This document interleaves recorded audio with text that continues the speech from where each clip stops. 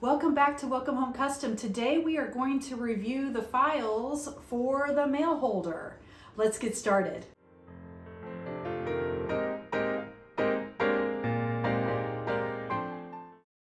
Okay, so we are going to go over the mail holder files real quick. They're really not very complicated. If you open up the files, you will see base, design, mail holder instructions, and then mail word. First and foremost, always open up the instructions and read them through. It will tell you things like how much supplies you are going to need for the project. It will tell you how the files are sorted. Now I included 26 different slot sizes for you to use. If you are going to use 1/8 inch wood, I do recommend doubling up the base because it might be a little top heavy without the weight. You will see that there is a note about tabs not being joined, and then for LightBurn users, I do not join my tabs, and that is so that you can change tabs and slots in any sort of software that you may have. LightBurn users, if you want to use their resize slots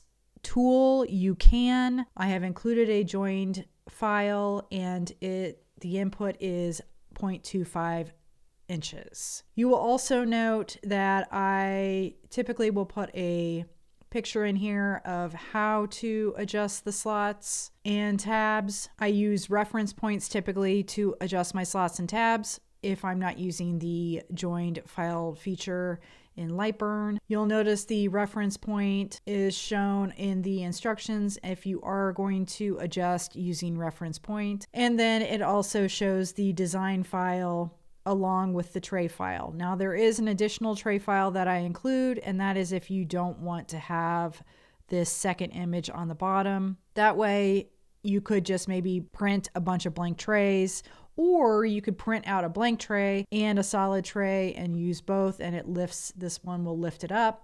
Lots of different options there. So if we go into the design folder, you will see that I have all these different fun designs. We have a seahorse, flamingo, horse, fish, deer, and bird.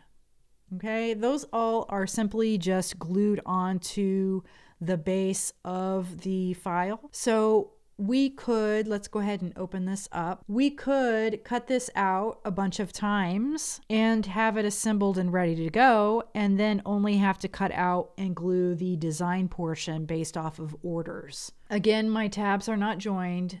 That is if the 26 slot sizes that I have provided do not work for you. You can change the tabs and slots easily in any program using reference points. The reference point is located right here. So for a tab like this, we want it locked at the top. So we would select the reference point at the top, and let's say we need to change it to 0.22 inches. We would change it to 0.22 inches and hit enter. And now this is 0.22 inches. Now same thing for the slots over here.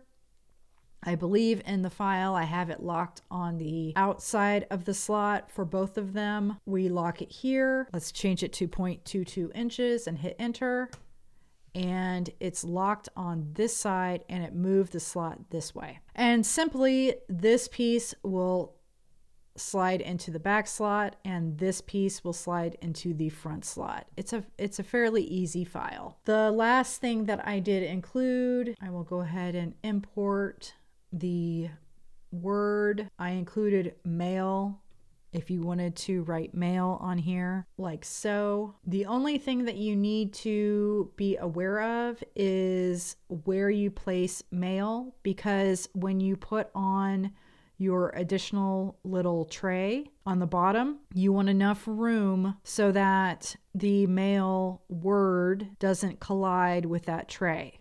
Okay, that's pretty important. Make sure you glue that little tray onto the front of here first, and then add your mail second. And that is honestly, it's a very easy file. That's pretty much it. Okay guys, that's it. Hopefully you found this tutorial helpful. Make sure to subscribe and check out other fun files just like this. Thanks so much.